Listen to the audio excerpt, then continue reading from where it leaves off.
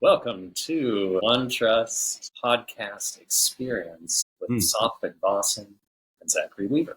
Go ahead. Thank you.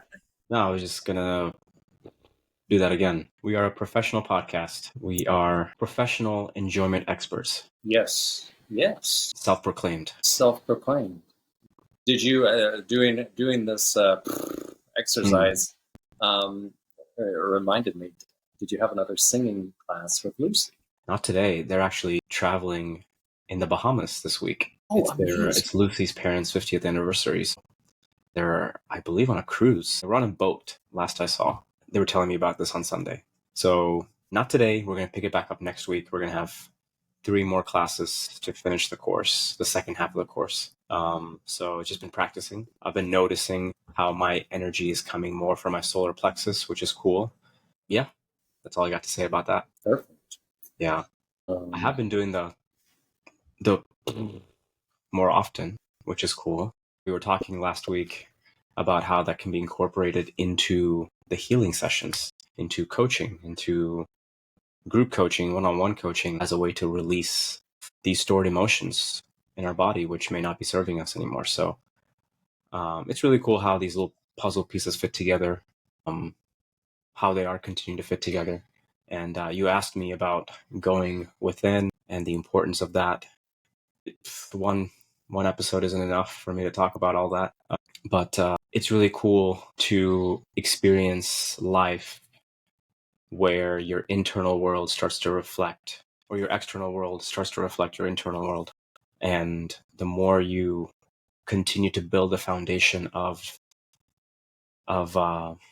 unconditional acceptance within yourself, of building resilience within, etc., starting within, looking at everything as a way to go even more deeper within, and the external world starts to reflect that, it's a cool place to be. It's a cool place to be because you get to decide that you are the creator of your own world, that you have all of the responsibility that you may have learned over time to put outside of yourself. And instead, it's all within you. And it's scary. Man, it's scary. If I'm being vulnerable here, yeah, it can be hard to muster up the courage every single time to face all those parts of you which you may not want to face. But just like with anything, it's practice. Going within is a practice. And the more you see the benefits of going within, it's kind of like, growing up, your parents probably had to tell you to brush your teeth or shower because you didn't know why it was important for you to do that. The same way, and over time, in that same regard, if you see how important it is, the effect, the impact that going within can have on you, you don't need anyone else to tell you. You can do it yourself. You can have that intrinsic motivation, if you will, to continue to go within. So that's what excites me about working with people, working with the people that I do, working with the people that I'm going to continue to work with, is being able to access more of yourself within so that you can build the world and the life and the business that you want to create externally. That's what excites me. There's so much power in what you just said. Could we go a little deeper on it? And I would love to, because I would love to ask, I think, and I have a little bit of experience with this, but from your experience, it's what is it an example of your external world reflecting your internal world? Great question. I'll go with the recency bias, something that I remember from a few days ago. One thing that I had been working on this year has been the art of surrender, the art of letting go, the art of non-attachment. These sound like vague terms. What I mean by that is not being attached to a past version of you so that you can protect that version of you if it ever comes under attack, implicitly or explicitly. And the consequence of defending that past version of you limits your future version, limits your current version. So what that means is that for me, I had a attachment to me being viewed as smart or wise. And, people can make up whatever they want about me, or your reputation can have an impact on people, etc. But it's more about the attachment to it. So the consequence, again, of me being attached to that version of me was that I was seeking out experiences where that would be confirmed, and I didn't want to face anything where I may not be perceived that way. So what that means is in my external world, I was limiting my experiences of me putting myself out there where I wouldn't look smart, where I wouldn't be wise, where I would have to be vulnerable. So in the external world, that manifested as a limited way of being, because I was limiting my internal idea of who I am to something that I was, which is fine, which is great.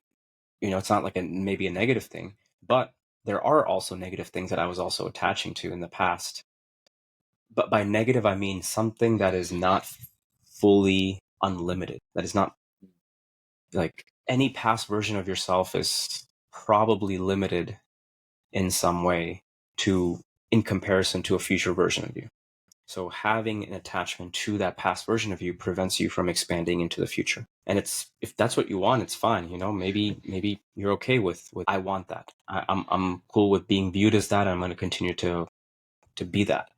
But I started to realize that it was limiting me in some way because of the attachment that I was placing on that version of me. So it was systematically, so the process for me was first starting with the awareness of like, oh, I see that I'm like seeking out those experiences, or I'm avoiding those experiences that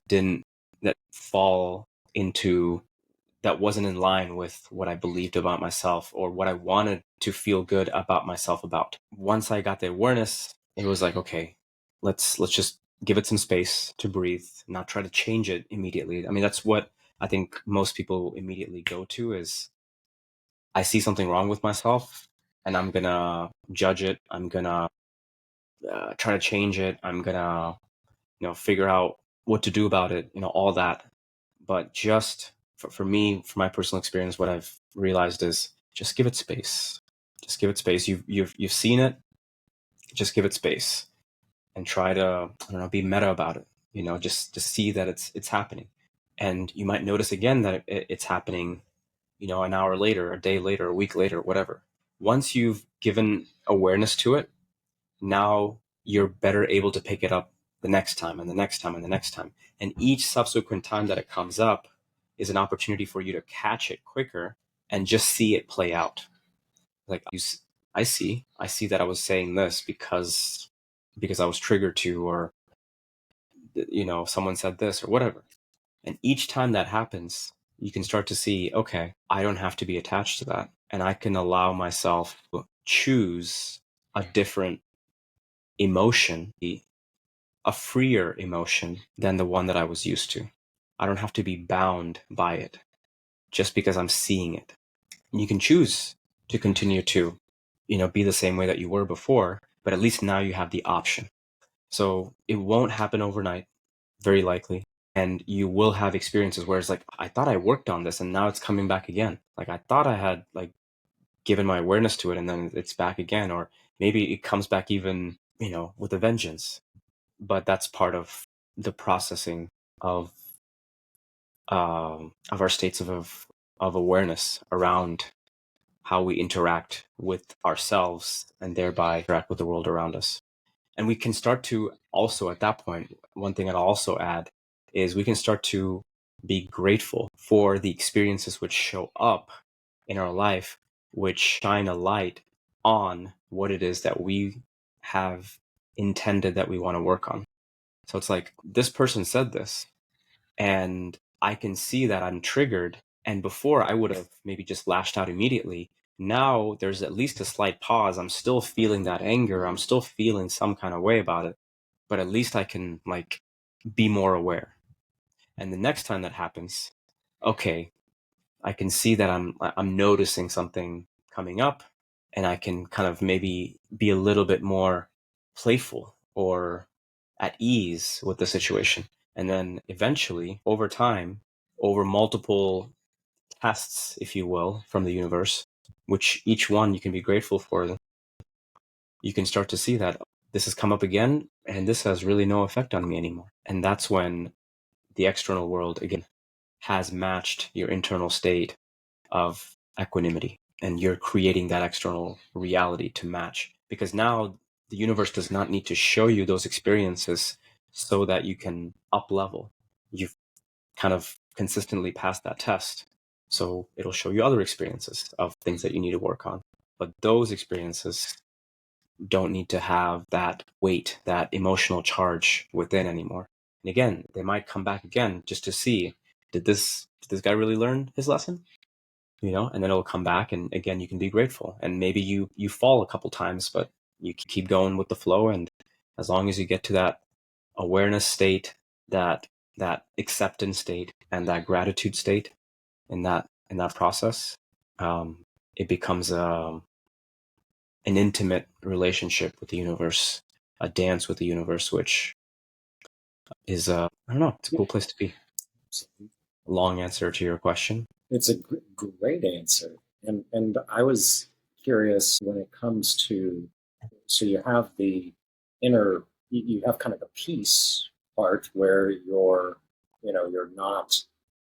not reacting as quickly to trigger, or eventually you're able to receive it, possibly even feel some gratitude for it, that it's showing you how much progress you've made in what you feel. And then that allows you to choose other experiences at that point, because you're not, and I can confirm that Sathvik is very smart and very wise from my perspective, which I know is not the point, but very sane. So you're able to. So do you find yourself choosing experiences that you weren't choosing before because you were afraid of how you'd be perceived, or you were defending, protecting that previous version of yourself? Absolutely.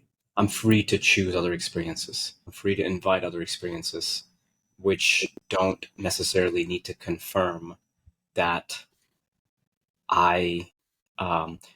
which don't need to create the safety within myself.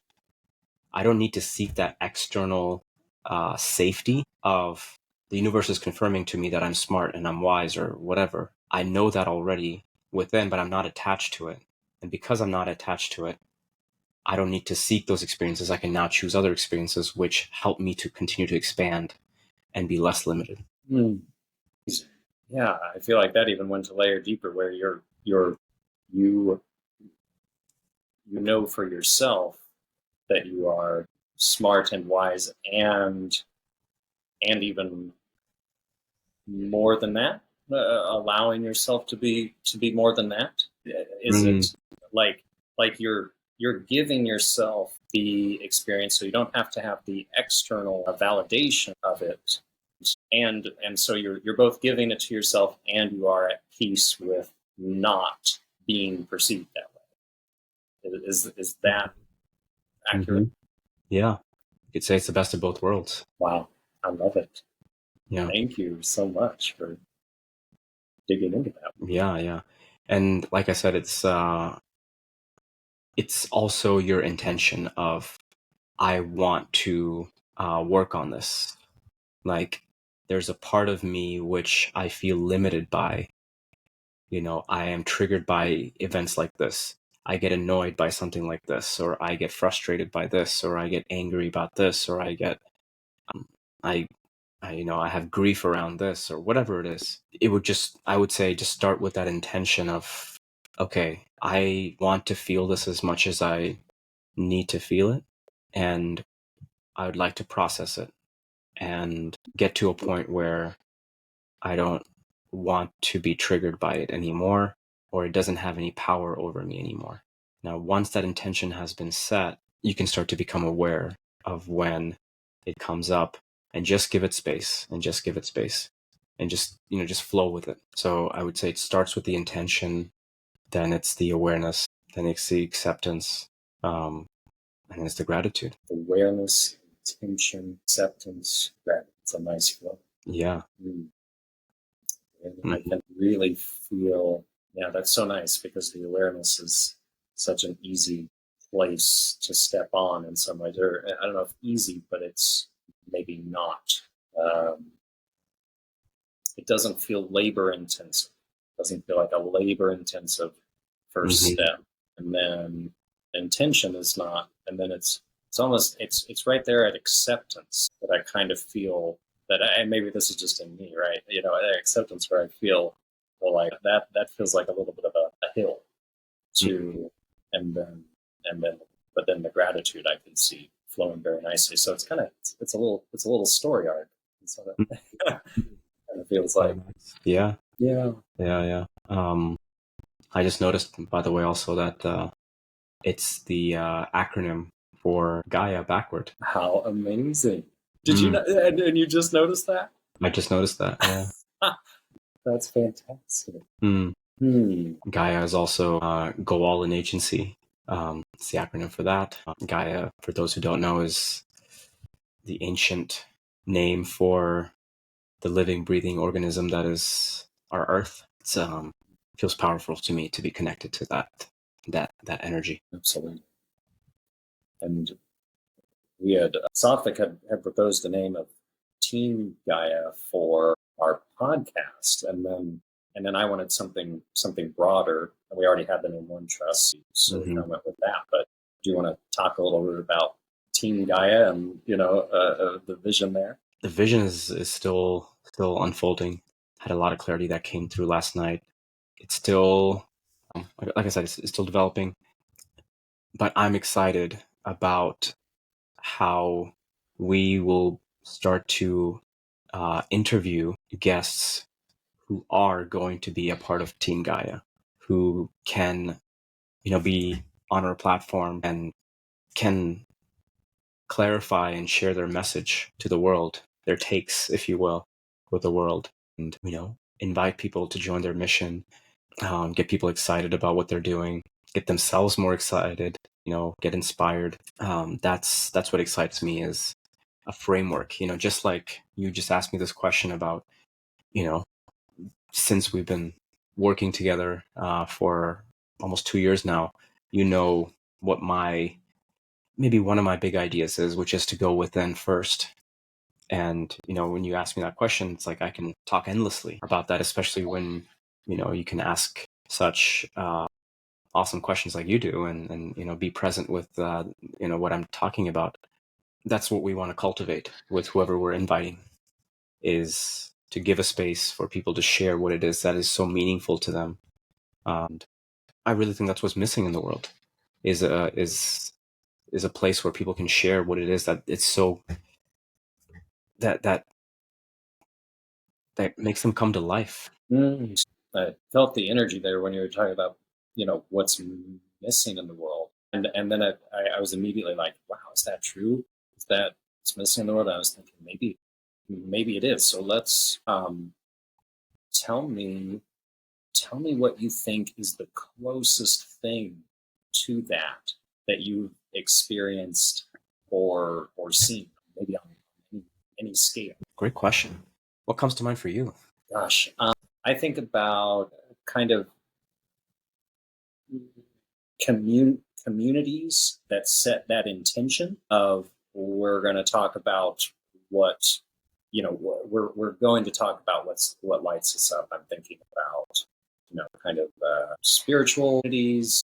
Honestly, I think maybe I do think about it as like spiritual and like manifestational communities maybe are some of the most open, because it gets people into talking about their their dreams and what they're really excited about, and everyone there is just excited for everyone to manifest what they love and become more of themselves. So that's what comes to mind for me, but it's not all encompassing of what you said.